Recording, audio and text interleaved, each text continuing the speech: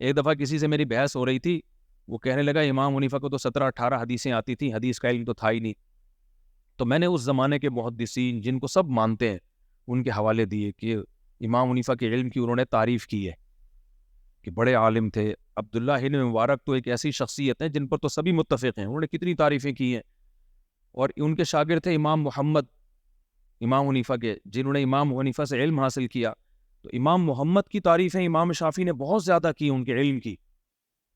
تو جس استاد سے علم حاصل کر رہے ہیں وہ کتنا بڑا ہوگا یہ جب شاگرد کا یہ حال ہے. تو جب میں نے اتنی لمبی تقریر کی، اس نے کہا تو علم کی ہے نا، حدیث تو نہیں آتی تھی ان کو. یہ تو سارے علماء اور جتنے بڑے بڑے اس زمانے کے فقہاء ہیں یہ تو تعریف کر رہے ہیں ان کے علم کی.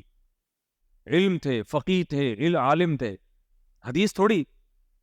تو اللہ کے بندے اس زمانے میں جب علم کا مطلب کیا کہ وہ ڈاکٹر تھے بہت بڑے ہیں بھائی، یا کوئی انجینئر تھے، یہ دین کا علم مراد تھا نا. جن محدثین نے تعریف کیا تو دین کے علم میں قرآن اور حدیث ہی تو تھا، اور کیا تھا؟ تو قرآن حدیث ہی نہیں آتا تھا تو عالم کیسے ہو گئے؟ تو اچھا یہ بھی ایک بہت اشکال کیا جاتا ہے، امام حنیفہ نے کی تو اپنی تو کوئی کتاب ہی نہیں ہے تو فقہ حنفی کہاں سے آ گیا؟ بھائی امام صاحب کے شاگرد نے 6 کتابیں لکھی ہیں، ٹھیک ہے نا، تو ان کے شاگرد نے ان کے اقوال بھی اس میں لکھے، دلائل بھی لکھے. تو بس پھینکتے رہو بیٹھ کے، اور کوئی وہ نہیں ہے. جتنا بڑا پھینکو ہوگا نا، مشہور ہونے کے لیے ضروری ہے کہ آپ امت سے ہٹ کے کوئی بات کرو. میں آپ کو ایک بات بتاؤں، وہی بات اگر آپ کر رہے ہیں نا جو سب کر رہے ہیں، پھر مشہور ہونا بہت مشکل ہے. پھر آپ کو علم میں بہت رسوخ چاہیے، بہت رسوخ چاہیے، پھر جا کے آپ مشہور ہوگے. کیونکہ وہی ڈاکٹروں میں جو بہت ایکسپرٹ ہوگا نا وہ تو مشہور ہوگا، بہت زیادہ ایکسپرٹ نہیں ہے وہ مشہور نہیں ہوگا. تو اس لیے مشہور ہونے کا شارٹ کٹ راستہ، لانگ راستہ یہ ہے کہ بہت محنت کرو آپ، جیسے حضرت مفتی تقی عثمانی صاحب نے کی. وہ میڈیا پہ اتنے مشہور نہیں، لیکن علماء کے حلقوں میں، پوری دنیا کے علماء میں بہت زیادہ مشہور ہیں، کیونکہ علماء کو علماء ہی پہچانتے ہیں نا. دنیا بھر کے علماء میں، عرب، مصر، ملیشیا، ترکی، بلکہ غیر مسلموں میں بھی. تو اس کے کہ وہ نے بہت زیادہ محنت کی ہے. لیکن یہ ان اسکالر سے یہ محنت ہو نہیں سکتی. سوری، بس یہ کمپلیٹ کر لوں پھر آپ.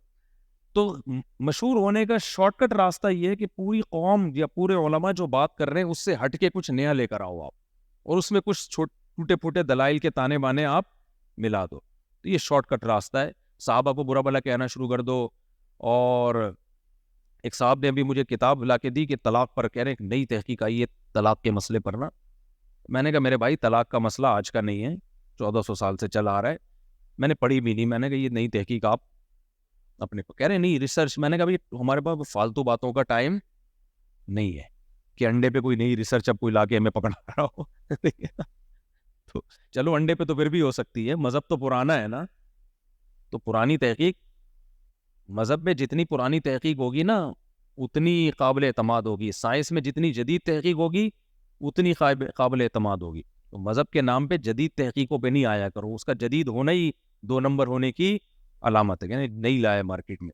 تو مشہور ہونے کا شارٹ کٹ طریقہ یہی ہے کہ آپ حضرت معاویہ کو برا بھلا کہنا شروع کر دیں، اور کوئی نئی چیز. اب یہ رفع الیدین وغیرہ کے مسئلے یہ تو پرانے ہیں اور یہ حل ہو چکے ہیں، آراء قائم ہو چکی ہیں.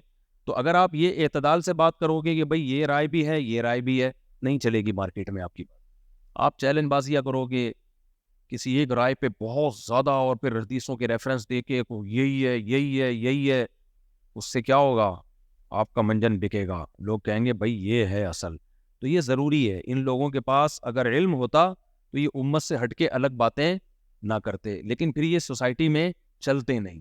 چلنے کے لیے ضروری ہے کچھ نیا لے کر آؤ مارکیٹ میں.